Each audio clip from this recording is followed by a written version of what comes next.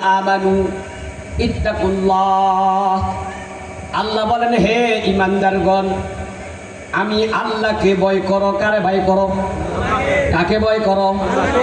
ও বাবাজিরা, যদি আল্লাহকে যদি ভয় করেন, আল্লাহর ভয় যদি আপনার কলবের ভিতরে ঢুকে, সর্ব অবস্থায় যখন আল্লাহ তাআলাকে যখন আপনি ভয় করবেন, যখন মুয়াজ্জিন সাহেব আল্লাহু আকবার বলিয়া যখন আযান দিবে, দুনিয়ার সকল ব্যস্ততার থেকে অবসর হইয়া আপনি কিন্তু মসজিদের দিকে দৌড়াইবেন। কথা ঠিক কিনা? কথা ঠিক কিনা? কথা বলেন।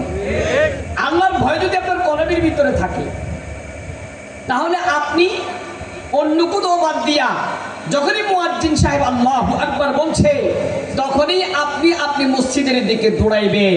আপনি আর অন্য জায়গার দিকে যাইবেন না। কথা ঠিক কিনা? ও বন্ধুরা আমার, পক্ষান্তরে যে ব্যক্তির কলবের ভিতরে আল্লাহর ভয় নাই, যে আল্লাহকে ভয় করে না, মনে যেমনি মনে চায় এমনি চলে, দুনিয়ার নাচ গান তামাশার মধ্যে নিজের জীবনটাকে শেষ করে দিচ্ছে। মুয়াজ্জিন সাহেব মসজিদের মধ্যে আজান দেয়, আরেক ভাই যখন বলে, বাবা রে মসজিদের মধ্যে আজান দিতেছে চলো, ওই ব্যক্তি বলে, আমার একটু সময় দরকার, আমার একটু যাইতে হবে।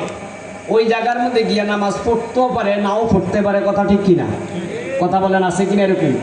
আপনি মসজিদের সামনে দিয়ে মসজিদে যাইতেছেন, ভাই তুই যেতেছো, একটু মসজিদের ভিতরে আসো না। এতে কয়, আমি একটু সামনে কাজ আছে। ওদের সামনে কাজ আছে মানে মনে করবেন সে আসলে মসজিদের মধ্যে ঢুকবো কিনা তার সন্দেহ আছে। কেন সন্দেহ আছে? কারণ আল্লাহর ভয় তার কলবের ভিতরে ঢুকে নাই। এই জন্য আল্লাহ তাআলা আমাদেরকে সর্বপ্রথম ঈমানদার হিসাবে সম্বোধন করছেন। আল্লাহ বলেন, ইয়া আইয়ুহাল্লাযীনা আমানু, হে ঈমানদারগণ। আল্লাহ আমাদেরকে ঈমানদার হিসেবে যেহেতু সম্বোধন করতেছেন, তাহলে বুঝা গেল আল্লাহ তাআলার খাস রহমত আর বরকত আমাদের প্রতি আছে।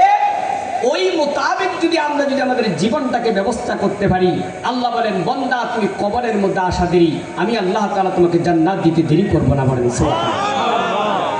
বন্ধুরা আমার, আমরা সবার জান্নাতে যেতে মনে চায় না? কার কার চায়? হাত উঠান তো। লিল্লাহি তাকবীর। মাশাআল্লাহ, সবাই জান্নাতে যাবে। আল্লাহ সবাইকে কবুল করুন, সবাই বলি আমিন। আল্লাহ সবাইকে বেহেশতের সবচেয়ে বড় উঁচু মাকামের মধ্যে আল্লাহ সবাইয়ের ব্যবস্থা করে দেন, সবাই বলি আমিন। এই জন্য আমার বাবাজিরা, আমি আপনাদেরকে বলি, আল্লাহ সুবহানাহু ওয়া তাআলা এত সুন্দর করে আমাদেরকে বানাইছে, 60-70 বছর হায়াত দিছে। 60-70 বছর হায়াতটাকে আপনি কি কাজে লাগাইতেছেন?